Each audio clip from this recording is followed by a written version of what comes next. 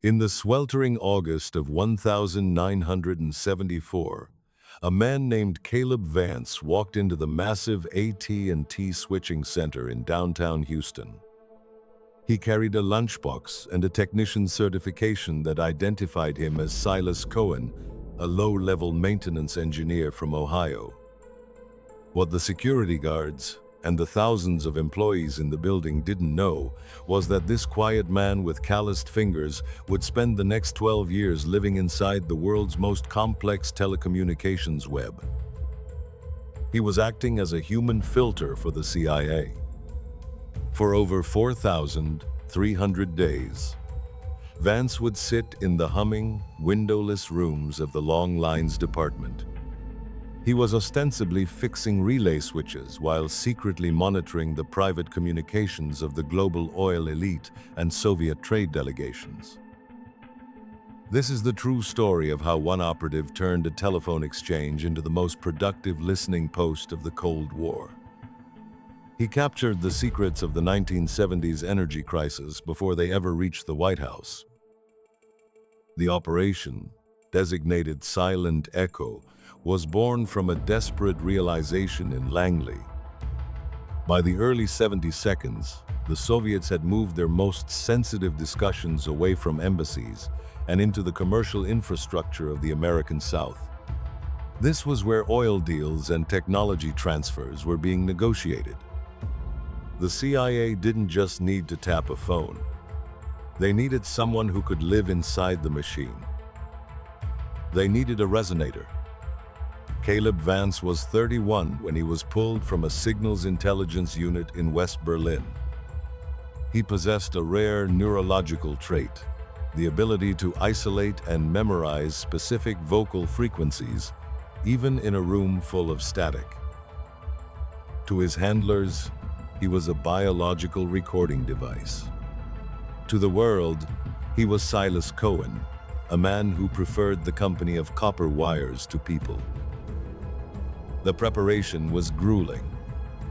Vance spent 14 months in a simulated switching station in Virginia, learning to navigate the labyrinthine logic of 1970s analog telephony. He memorized the schematics of every major relay hub in the United States. He learned to identify the click of a Soviet-made encryption device and the subtle heat signature of a compromised line. Most importantly, he learned the invisibility of the expert. He practiced the art of being the man everyone sees but no one remembers. He was the technician who is always there when a light flickers, but whose face never lingers in the mind. His cover was built on a foundation of mundane competence. Silas Coen was a VUVO, a veteran of the Signal Corps, and a man with no hobbies other than his work. He was a ghost in a blue jumpsuit. By the spring of 1975, Caleb Vance had become a fixture of the Houston Switching Center's night shift. To his colleagues, Silas Coen was the man you called when a crossbar switch jammed or when the complex billing timers desynchronized. He moved through the facility with a quiet, mechanical grace. His blue jumpsuit blended into the shadows of the relay racks. But while his hands performed routine maintenance, his mind was elsewhere. Vance had spent months mapping the long lines. These were the high-capacity circuits that carried international calls from the Houston ship channel to the rest of the world. He had surreptitiously installed a series of induction coils on the primary trunk lines used by the Soviet-American Trade Commission. These devices could pick up signals without physically breaking the wire. The first major payoff came on a humid Tuesday in May. Vance was working in the silent room, a high-security area housing the long-distance amplifiers. Through his specialized headset, he began to filter the chaotic roar of thousands of simultaneous conversations. This was where his resonator attribute became lethal. He wasn't just listening. He was searching for a specific harmonic signature he had memorized in Virginia. It was the voice of Viktor Reznov, a high-ranking Soviet trade official suspected of being a GRU illegal. Suddenly, the static cleared.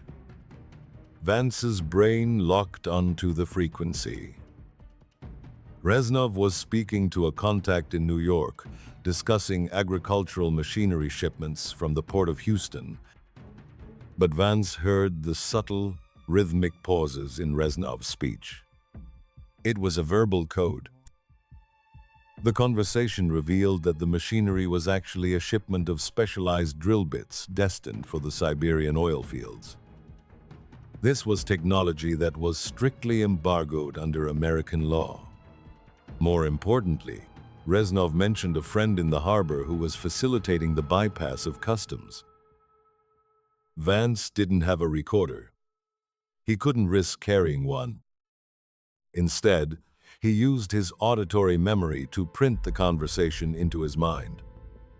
He repeated the names, dates, and technical specifications over and over like a mantra. For the next 6 hours of his shift, he worked on a faulty relay. His hands moved automatically while his brain held the stolen data in a state of perfect recall. The psychological cost of this constant mental recording began to manifest as a profound sense of sensory overload. In his small apartment, Vance found he could no longer tolerate the sound of a ticking clock or the hum of his refrigerator. Every noise felt like a signal that needed to be decoded. He began to experience ghost echoes. He heard Reznov's voice in the wind or the sound of the city traffic. To maintain his sanity, he developed a ritual of silence. He would sit in total darkness for 2 hours every night, wearing industrial earplugs. He was trying to flush the day's frequencies from his mind. He was becoming a man of two worlds. He was a technician who fixed the lines of communication, and a ghost who lived in the silence between them. By 1977, the intelligence Caleb Vance had gathered had fundamentally altered the American strategy in the global energy war. These were now known in the halls of Langley as the Resonator files. Because of his auditory reports, the CIA had been able to intercept 3 major illegal technology transfers. They also identified a network of Soviet sleepers operating in the Texas port system. But this success carried a lethal shadow. In Moscow, the KGB's second chief directorate had noticed the pattern. They realized that their most secure commercial lines in the American South were no longer private.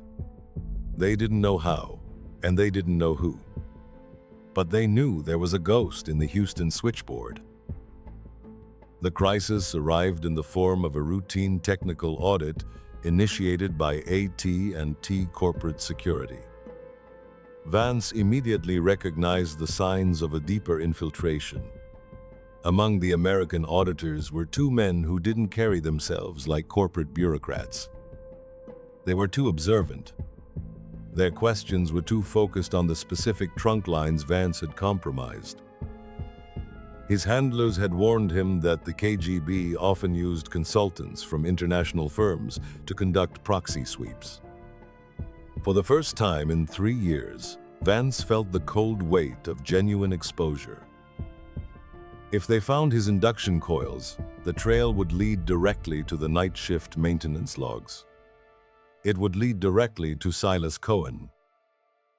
The audit lasted 6 days. During this time, Vance had to perform a delicate act of operational sabotage. He couldn't remove the coils without being seen. So he used his Resonator attribute to find a more creative solution. He identified a series of aging crossbar switches that were prone to overheating. By subtly adjusting the tension on the relay springs, he induced a series of minor power surges. These occurred in the very racks the auditors were scheduled to inspect. To the auditors, the lines appeared noisy and unstable due to mechanical failure. He was hiding his espionage inside the decaying infrastructure of the building itself. However, the physical and mental strain reached a breaking point. During a late-night confrontation in the break room, one of the suspicious auditors cornered Vance. He questioned him about his unusual maintenance patterns on the Soviet trade lines. Vance's heart hammered against his ribs. But his Resonator training took over. He didn't react with fear. He reacted with the bored, defensive arrogance of a veteran technician. He spoke in the flat, nasal tone of his Ohio cover. He complained about the garbage equipment the company provided. He watched the auditor's eyes, listening to the man's breathing, waiting for the frequency of suspicion to shift. The auditor eventually backed down. But Vance knew the clock was now ticking. He was no longer just a ghost. He was a target. By 1982, the world inside the Houston switching center had changed. The rhythmic clicking of mechanical crossbar switches was being replaced by the eerie, high-pitched hum of digital processes. These were the sounds Caleb Vance had lived by for nearly a decade. AT&T was upgrading to the electronic switching system. This move threatened to render Vance's induction coils and his analog resonator skills obsolete. For Vance, now 50 years old, the transition was more than technical. It was existential. The digital world didn't have the warmth of analog frequencies. It was a world of binary code. It was a world of packets and pulses that his ears could no longer decode with organic precision. He felt like a translator whose language was slowly being erased from the earth. The CIA, however, refused to let him go. The intelligence he provided on Soviet efforts to steal American microprocessors was too critical. They pushed Vance to adapt. They sent him encrypted instructions via a new high-speed burst transmitter hidden in his apartment. But the mental toll was reaching a catastrophic level. The ghost echoes had become permanent. Vance could no longer distinguish between real conversations and auditory hallucinations. He began to hear the voices of Soviet officials in the static of his own television. He heard encrypted data in the rhythm of the rain against his window. He was no longer a man using a skill. He was a man being hollowed out by it. The final crisis began in the winter of 1984. The KGB launched a scorched earth security protocol. They began intentionally feeding false information into their own lines. These were barium meals, designed to see where the leak would emerge in American policy. Vance, his judgment clouded by exhaustion, locked onto a frequency discussing a sabotage plot. He spent 72 hours without sleep, memorizing every detail. But as he prepared to pass the information, a small, rational part of his mind noticed a pattern. The frequency was too perfect. The voice was too clear. It was a trap designed specifically for a resonator. He realized then that the KGB didn't need to find Silas Coen. They only needed to break him. They had mapped his psychological profile through the very intelligence he had stolen. In a moment of clarity, Vance understood that he had stayed too long. He was no longer an asset. He was a liability. That night, Vance walked into the main server room and disconnected his remaining taps. He sat on the floor in the dark. He didn't listen. He didn't record. For the first time since 1974, he simply existed in the silence. The mission was over. But the man who had started it was gone. The extraction of Caleb Vance in the spring of 1986 was not a cinematic rescue. It was a quiet, clinical removal. When the CIA burn protocol was triggered by his 3 days of silence, a specialized team was dispatched to Houston. They found him exactly where he had sat for 72 hours. He was in the dark, in the heart of the digital server room, staring at a wall of blinking lights. He didn't resist. He didn't even speak. To the AT&T staff, it was explained that Silas Coen had suffered a severe nervous breakdown. He was led out of the building he had haunted for 12 years. He carried nothing but his metal lunchbox. It contained not food, but the final handwritten transcripts of his auditory memories. The debriefing at a secure facility in Langley lasted nearly a year. It was the most difficult in the agency's history. Vance's mind was a fractured archive. He could recall the exact frequency of a Soviet trade minister from 1978. But he struggled to remember his own mother's middle name. The Resonator attribute had effectively overwritten his personality. Analysts sat with him for thousands of hours, painstakingly extracting the data he had stored in his mind. They learned that Vance had captured more than just oil deals. He had recorded the private anxieties of the Soviet elite and the technical blueprints of their entire intelligence infrastructure. Operation Silent Echo was declared the most successful signals intelligence mission of the decade. But the man who delivered it was a shell. Caleb Vance was retired with a full pension and a new identity in a quiet coastal town in Maine. The agency provided him with a house far from any major roads or industrial noise. For the rest of his life, Vance lived in a world of forced silence. He never owned a telephone. He never watched television. The sound of a ringing bell or a radio broadcast would trigger violent tremors. He spent his days gardening and walking along the shore. The only sound was the rhythmic, non-encrypted crash of the Atlantic waves. He had spent 12 years listening to the world's secrets. In the end, the only thing he craved was a frequency that carried no meaning at all. The legacy of the switchboard ghost remains classified, but its impact is visible in the declassified records of the Cold War's end. The Resonator files allowed the United States to outmaneuver the Soviet Union during the final energy negotiations. They effectively bankrupted the Kremlin's oil strategy. But the moral question remains. Was the intelligence worth the total erasure of a human being?